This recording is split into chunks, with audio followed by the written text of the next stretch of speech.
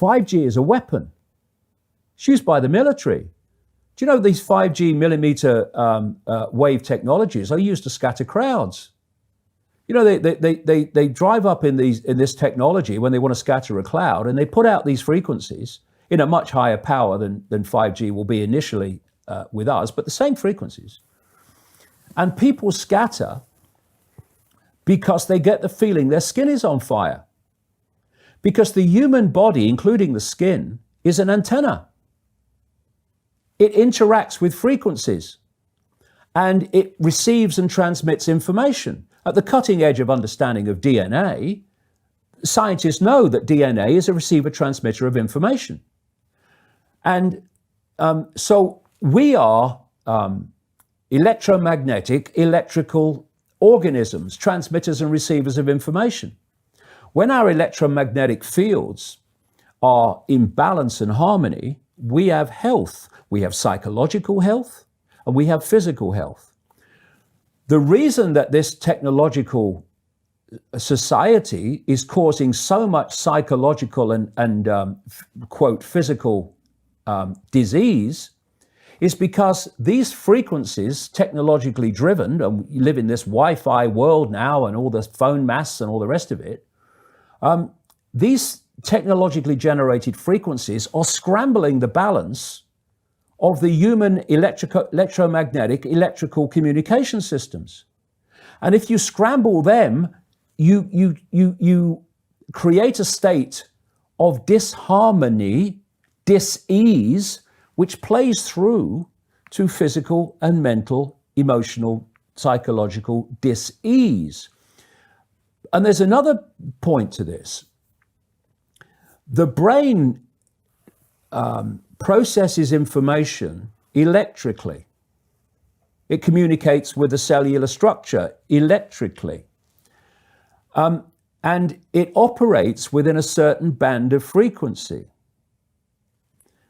If you can broadcast frequencies carrying information, this technology has long been known, carrying information and perceptions within the frequency that the brain decodes information, the brain will decode those frequencies and will have those perceptions. You can externally, even without connection to AI, although that's the piece de la resistance, if you like, that's the kind of holy grail.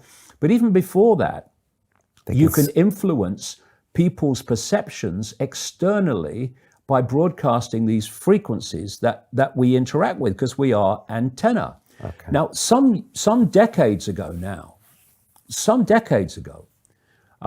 there was a guy who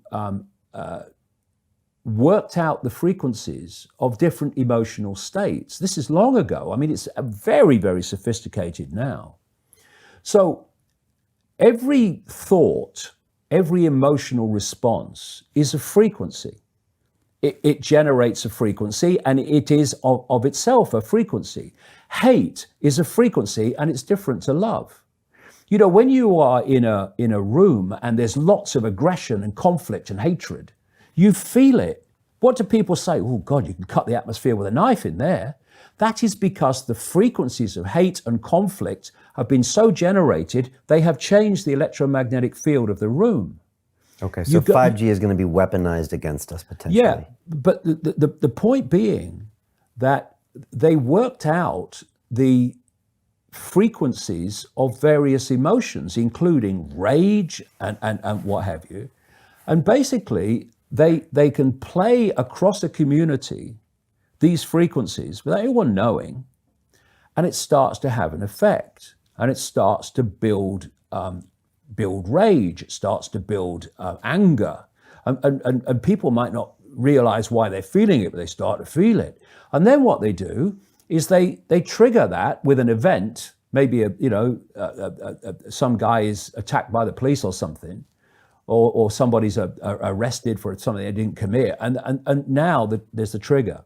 The blue touch paper's been lit of this manufactured frequency-driven rage, and you have mass riots and what have you, and people do things that they wouldn't normally do. And you can make people depressed. You know, the American military, they've admitted this. They have technology that fires frequencies at the enemy that basically breaks the enemy's spirit, so they give up and put their weapons down. This is the technology we're dealing with. Now you take that into account and then you think of 5G.